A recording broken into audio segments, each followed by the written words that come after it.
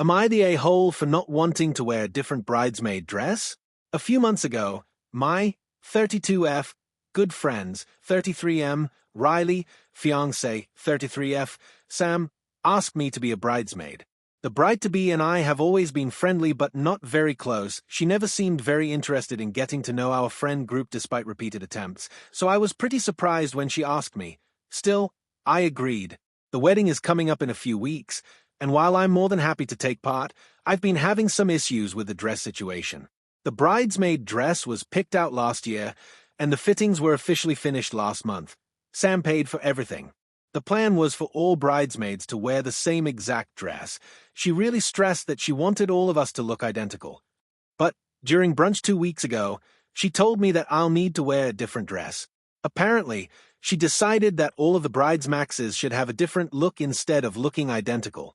I thought it was a bit weird to change something like this so late in the game, but didn't really think much else of it. We agreed to a date, time for my fitting, and continued with brunch. Fast forward to the day of my fitting last week. The new dress was unexpected. While the old dress was a cuffed-off-the-shoulder emerald green dress with a high slit and was fairly form-fitting, this new dress was giving elevated Miu Miu. It was shapeless and long-sleeved, and was what I can only call vomit green.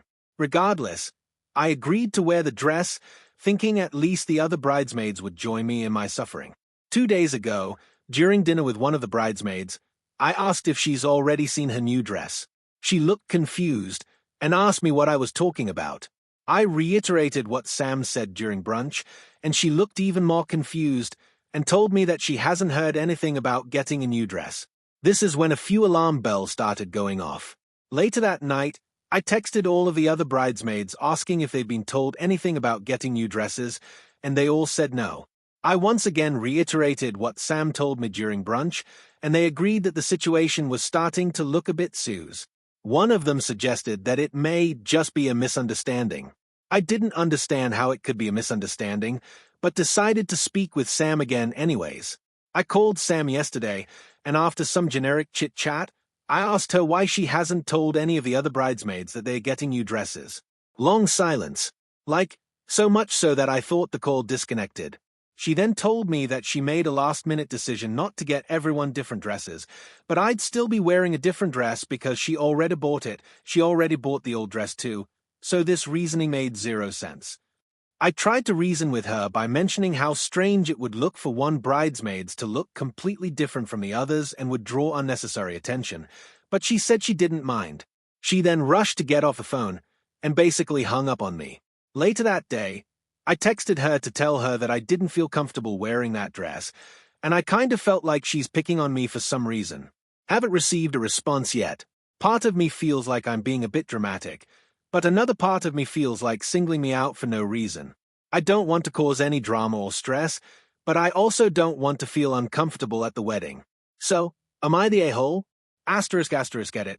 A few people have suggested that Sam is jealous of me being Riley's friend, but another close female friend of Riley's is also a bridesmaid, but she is a lot closer to Sam than I or anyone else in our friend group is. Update. Didn't think I'd have an update so soon. But here we are. I spoke with Riley over the phone last night and explained the entire dress situation. He seemed more disappointed than surprised, which caught me off guard, and was pissed on my behalf. He then told me what he believes is the reason behind Sam's newfound hostility towards me. Last month, while he and Sam were having dinner with his family, his mother let it slip that Riley and I kinda went on a date a while ago. To be clear, we did not actually date. We went on a double date with a friend and a girl he was into because he was so nervous.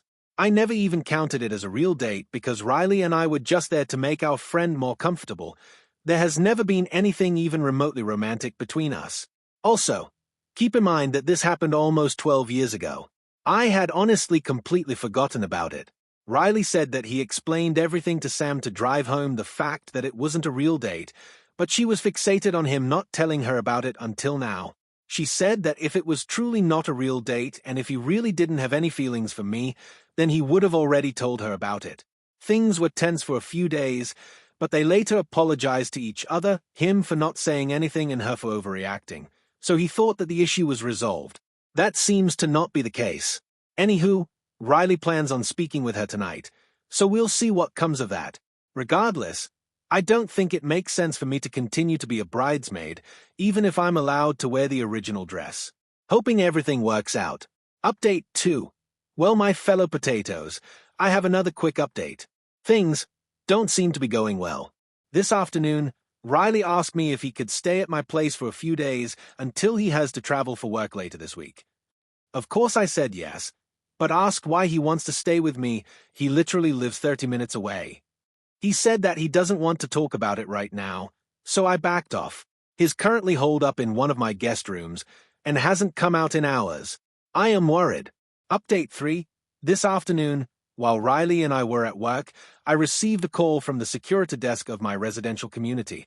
Someone was there, claiming that they're my guest, but they didn't have a code and their name wasn't on the visitors list. It was Sam. I told security to deny her entry, which they did. Not even a minute later, Sam called me, but I didn't pick up. She called me thrice before I put my phone on Do Not Disturb, and then 4 more times after I did. She then sent a text saying, "You're causing misunderstandings. You need to send him back today." I'm home, but Riley is still at work. Haven't told him anything yet, don't want to stress him out while he's working, but will after he returns to my place. Also, haven't tried to contact Sam, and I don't plan on doing so anytime soon. Really don't foresee any convos between us going well right now. Random kind of funny thing to note. Since yesterday, Sam has been removing me from the bridesmaid group chat, but the other bridesmaids keep re-adding me after noticing that I'm missing. This has happened 5 times. OMG. Update 4. Last night, after Riley returned to my place after work, I told him everything regarding Sam trying to come to my house and showed him the text message and missed calls. He was pissed. I have never seen him so angry in all my years knowing him. He was completely silent, but looked like he was 2 seconds from setting someone on fire. After letting him cool down for a bit, I asked him if he wanted to talk. He did. He told me that they always seem to argue about the same things. Then, she'd pretend to understand and be all right with everything only to bring it up again in the future. A few examples of the main things she'd say I'll bring up. 1. Our friend group is toxic and too close. 2. Riley should be thankful to her for keeping his drug habit a secret. A while ago, he mentioned to her that he smoked weed multiple times in uni. 3. He's too secretive about work, and I know more about his job than she does. We're both feds who work in Intel, and our offices sometimes liaise with each other. 4. He spends too much time with his family. He'd suggested couples counseling a few times, but she kept on refusing. They'd been doing pretty well for the past year or so and didn't argue much anymore, so he stopped brining it up. Apparently, the absolute last straw happened the day he asked me to stay at my place.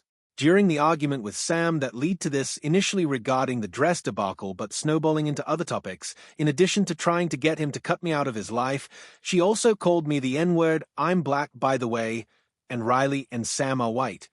According to Riley, that's when he knew that he was 100% done. Before he left, he told Sam that their relationship's over.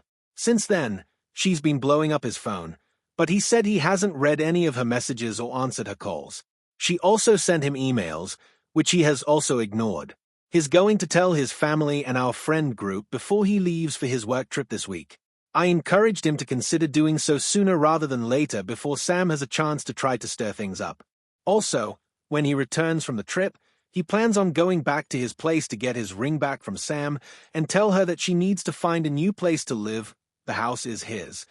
We spent the rest of the night and part of the early morning eating leftovers and cookie dough, working our way through some Moscow mules, and watching Monty Python.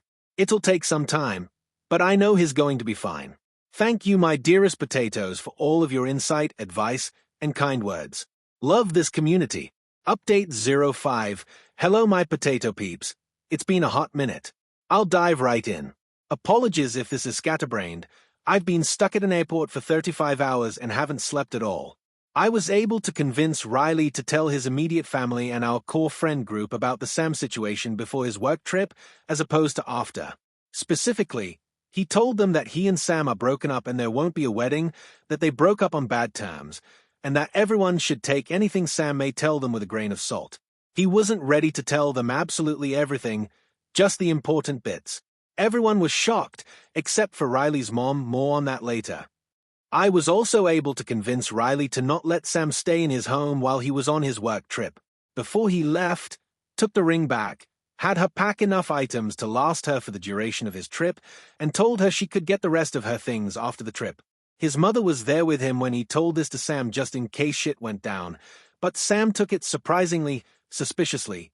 Well, no one really trusted her calm reaction, so Riley had all of the locks changed before his trip. Not even 12 hours after Riley left, Sam started blowing up my email. I blocked her number, which I guess she realized.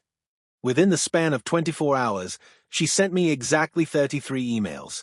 Most were about me being evil, a cunt, a slut, low class, and a home wrecker. Some included pics of me and Riley, with varying captions like "should have known you wanted him all along," "I can tell you've always wanted to fuck him," etc. And a few of them were just her begging me to let her have Riley back. Felt like I was getting whiplash. I didn't block her because honestly I was curious about how much she would incriminate herself. She ended up sending me a total of about 60 emails. Fast forward to a few days before Riley returned from his trip. I was having lunch with his mom, and the topic of Sam came up. Potatoes. Remember when I said that Riley's mother wasn't surprised when he told her about the Sam situation?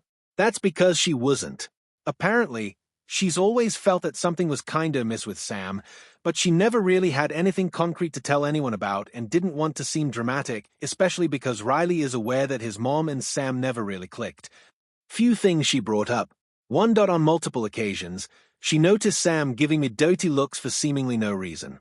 2. Sam would sometimes try to change the subject when I was mentioned, and has jokingly mentioned that she hopes I start dating someone soon so she could spend more time with Riley. 3. Sam has made some offhand comments that maybe weren't explicitly racist, but rubbed people the wrong way. For example, she mentioned not wanting to get food poisoning from eating at ethnic restaurants. At this point, I was wondering how I never noticed anything. The next day, as I was leaving work, one of the security guards on the base told me that he turned away a car that morning that was trying to get on base because the driver had none of the required credentials and refused to go to the visitor center. The driver asked for me by name and refused to move until she was threatened with detainment. It was Sam. At this point, I was done. I spoke with my security POC that same day and reported her. A report was filed, and I took that report to Sam's work and gave it to HR. The following day, I got another angry email from Sam telling me that, because of me, her upcoming promotion had been put on hold. I slept extra peacefully that night. Fast forward to the day Riley returned. The first thing he said as soon as he walked through the door was that he may need a lawyer soon. He told me that a friend of Sam had informed him that Sam is trying to figure out how to file a marriage certificate without Riley knowing. Apparently, she thought she could just forge Riley's signature as well as the officiant's signature and then file it at the circuit court. I'm pretty sure that's not even possible. What the actual fuck? After that, a few things happened in rapid succession. 1. Riley retained a lawyer who sent a letter to Sam informing her that what she tried to do was illegal and legal action would be taken against her if she tried to file the marriage certificate. 2. Sam refused to retrieve the rest of her things until Riley threatened to give everything away. She eventually took all of her stuff, as well as some things that weren't hers, mostly some random framed pictures. Riley has since got them back. 3. Our entire friend group and Riley's family have blocked Sam on everything. 4. I showed Riley the emails Sam sent and told him about how she showed up at my job, and he tried to convince me to at least consider getting a restraining order if possible. I haven't tried yet, but I'm holding on to the emails just in case. 5. Sam got a DWI and spent a night in jail. 6. Sam got fired from her job. As of last week, things have been pretty calm. No one has heard from Sam lately, which we're all quite happy about, but we're still keeping our eyes peeled just in case. Riley is still having a hard time, but is getting better.